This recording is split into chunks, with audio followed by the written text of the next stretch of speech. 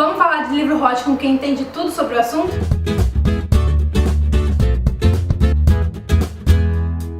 Oi gente, tudo bem com vocês? Eu sou a Adri e hoje eu tô aqui com a Bárbara do Segredo Entre Amigas. Oi gente, tudo bom? E a gente vai falar sobre livro hot, porque quando eu penso num livro hot, a primeira pessoa que eu penso em ver se leu, se gostou, se não gostou, tá aqui do meu lado. Não sei se isso é elogio ou se é uma crítica, mas tô feliz. Pra quem gosta é um elogio, pro outro também, né? Porque a gente não se importa mesmo.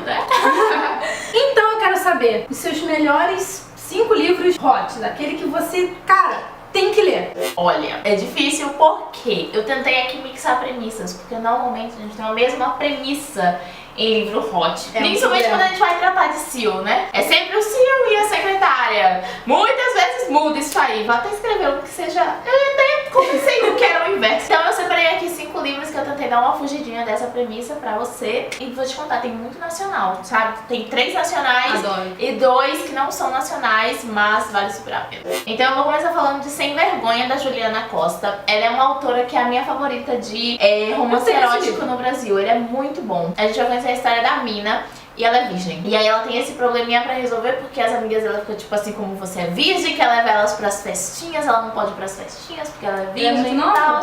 Não, ela tá na faculdade já. Imagina, não está sendo fácil pra mina. E aí ela fala, vou resolver esse problema e contrata um garoto de programa. Chega lá, o homem é um deus, mas ainda assim ela não consegue resolver o problema dela. Só que, quando eles estão saindo do hotel que ela foi, eles se deparam com um assassinato. Tipo, eles veem a máfia russa matando um cara. E aí ela fica tipo, oi? E o cara... O que é, porra? Massa roxa. Você mandou um áudio falando do livro que não sei o que é máfia russa. Eu não sei, entendi. Massa roxa.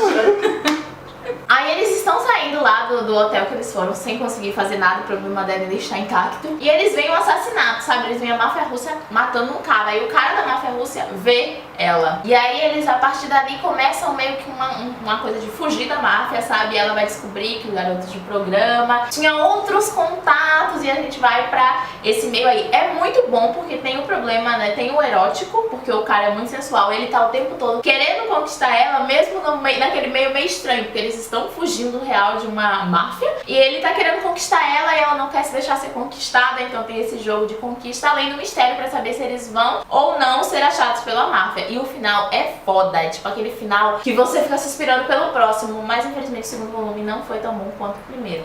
Ah, então ele é uma continuação. Ele tem 2, Sem Pudor, Sem Vergonha, que é o primeiro, e Sem Pudor, que é o segundo. Eu achei que o segundo, assim, poderia ter sido melhor. É um bom término pra o primeiro, mas ela poderia ter explanado bem mais, sabe? Parece que ela ficou com um pouquinho de preguiça de escrever aí. Adoro quando a gente lê um livro e fica com aquela sensação de que os autores ficaram com preguiça de isso, nossa, dá uma raiva. Mas a Ju, ela escreve muito bem, eu indico muito. Tem uma nova série dela que tá vindo aí pelo universo que eu também tô muito ansiosa pra ler. Segundo, é um que eu amo de paixão.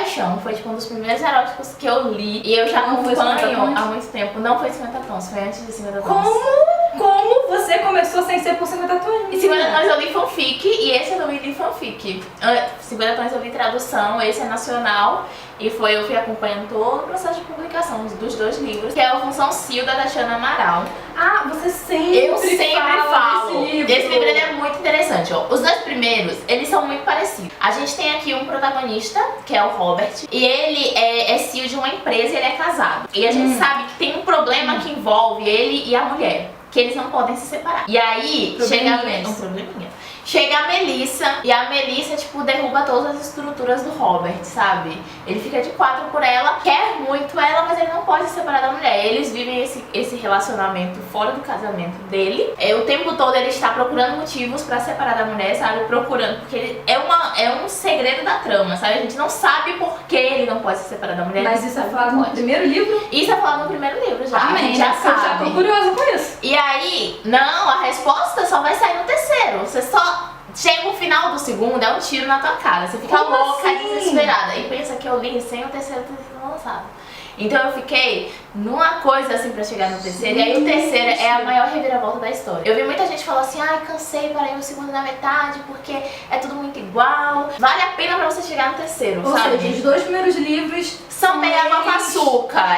São eles podendo se separar e vem o E aí você vai ficando com raiva dele. É tipo, ele é aquele personagem que você quer que morra, sabe? Você fica com ódio dele. Aí no terceiro, você só quer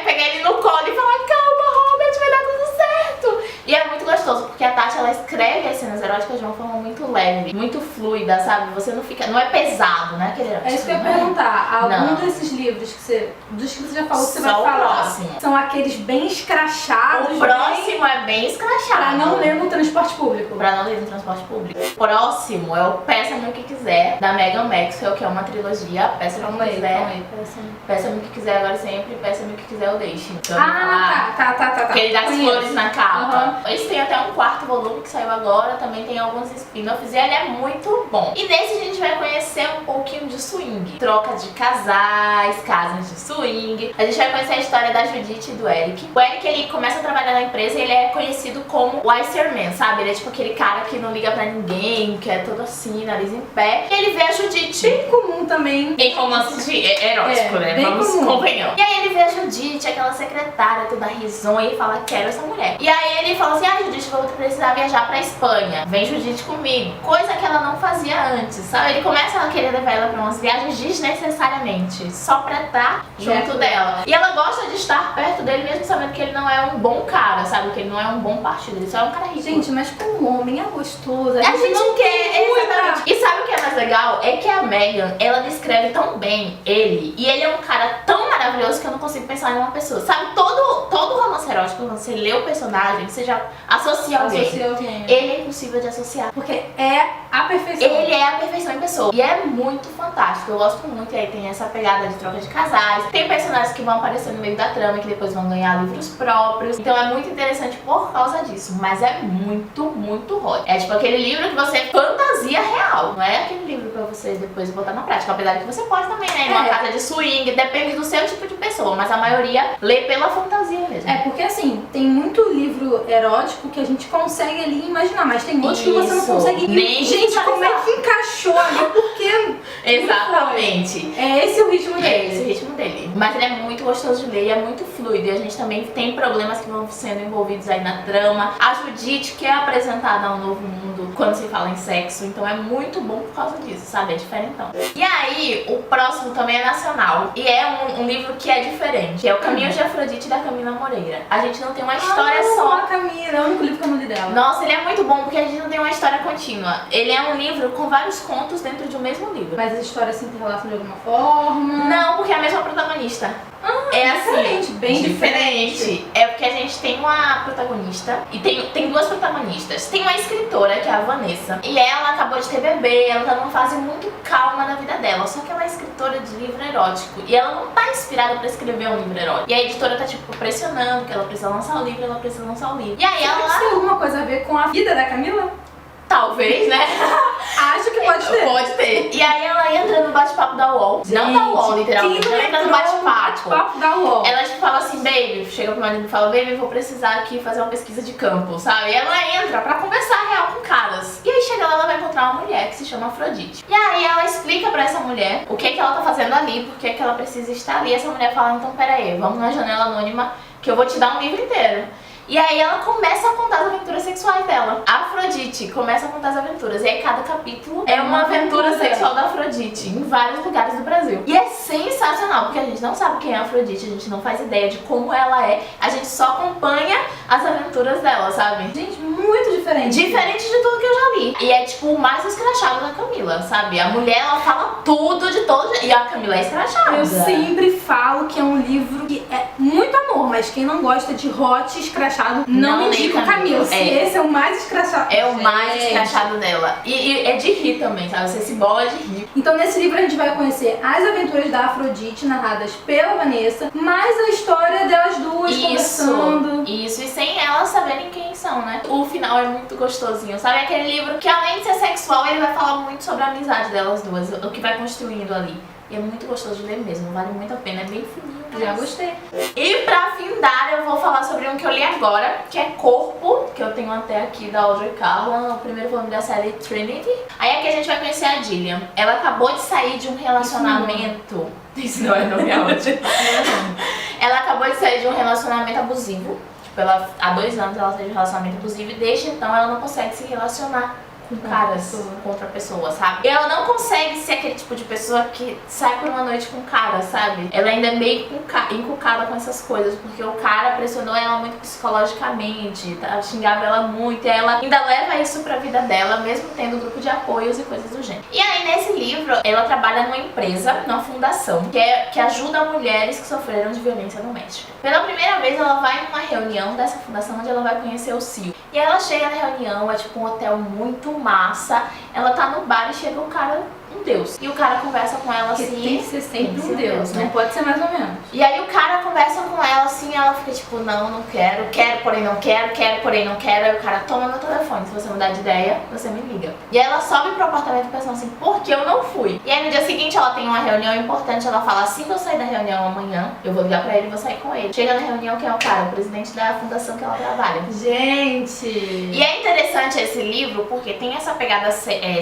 bem sexual, bem sensual, mas também tem muito abordando sobre violência e é uma assunto super sério. É uma ação super séria. E a Audrey, ela dedicou esse livro à mãe dela, que sofreu de violência doméstica. Então tem uma pegada assim bem, sabe, ele aborda bem. Só que eu achei, assim, tem uma dupla face. Tem uma coisa que eu não gosto. Tem um romance que eu gosto muito, que eu indico, mas eu vou com essa ressalva. Porque a gente fala de violência doméstica, mas a gente tem um cara que é muito abusivo. O protagonista, o Chase, sabe? Ele também tem esse problema da violência, porque ele também tem uma pegada aí da família com relação a isso. Mas só que ele é muito controlador. E aí em alguns momentos... Mas, gente! Tem essa, sabe, ela tipo errou nisso. Ela poderia ter feito um cara menos... Ele é tipo Christian Grey.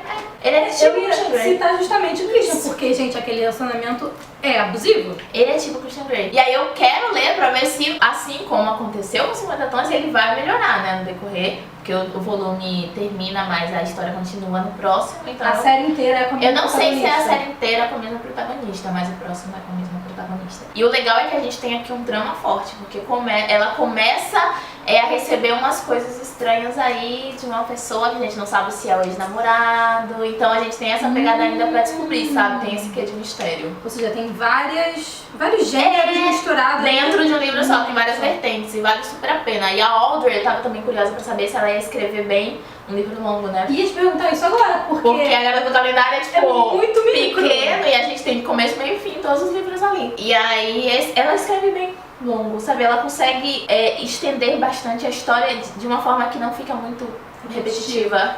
Por que ela não fez Garota do Calendário assim também, gente? Por que teve que lançar 12? Por que tem que lançar 12? Porque não podia ter feito 333, seria tão melhor.